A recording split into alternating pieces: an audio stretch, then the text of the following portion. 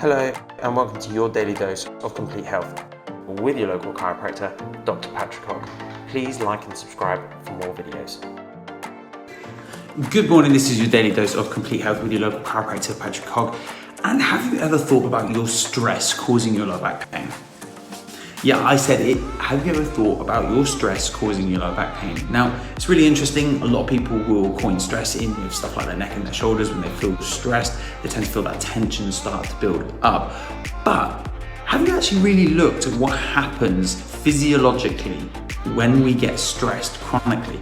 Because ironically, not only is stress really bad for our muscles, our joints, etc., but it can also start to be linked in with many other health conditions such as higher blood pressure, higher risks of cardiovascular diseases, higher risks of cancers. Now, the reason being, when we look at it, and there has been a link made with how stress is linked with our physiology, and when we start to look at these links, how these things could be linked in with these different types of diseases. So just think about the most stress you've ever got, having an argument potentially with your partner, or maybe you've got some financial deadlines, or maybe you've got some deadlines at work and someone's on your case and you're getting really, really stressed, right? Okay, and someone has an argument with you. What starts to happen to your heart rate?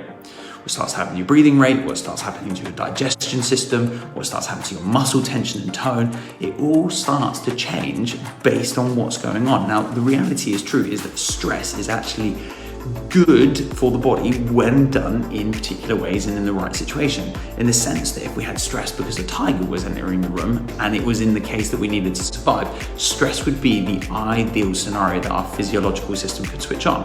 Why? Well, it starts to heighten stuff like our heart rate and our breathing rate so we can get oxygen to our muscles so that we can either fight or flee from the situation. It starts to make our blood thicker by releasing stuff like cholesterol and platelets into the blood so that we can clot faster if we need to, if the tiger manages to attack us. Our digestive system starts to slow down, our reproductive system starts to slow down, and all the blood starts to get redirected away from the organs and towards our arms and our legs. Now, if you think about all of those different processes, in the sense of healing from a low back issue, all of those things are negative to the healing process of a low back pain. We don't want the blood away from the center of the body, because if the injury is on the center of the body and all of your blood goes flowing to your arms and your legs, you're not getting the nutrients to the area that you actually need to heal. In the same sense, that if our blood becomes thicker and more viscous and there's more clotting, our blood is again not as able to then create those new tissues that actually heal. In the same sense, if our breathing rate and our heart rate is already heightened all the time, blood is always coming away from the organs, and so it's not necessarily getting as perfused as we need it to.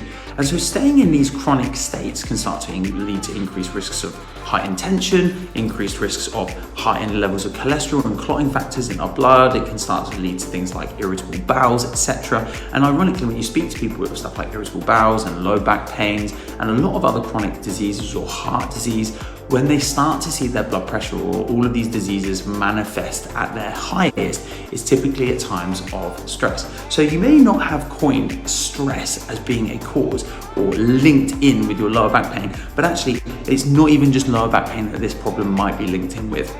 It could be linked in with any of your health complaints. So whenever you next have a little health complaint come up, maybe just take a step back, look at your life and ask yourself the question, what things are potentially physically stressing me out, what things are chemically stressing me out, and what things are emotionally stressing me out that could be leading me to this problem. Because it's very uncommon that anyone will come in with an issue in my office and then not be one of those three factors that is key to triggering the low back pain or shoulder pain or headaches or neck pains or whatever that health complaint might be.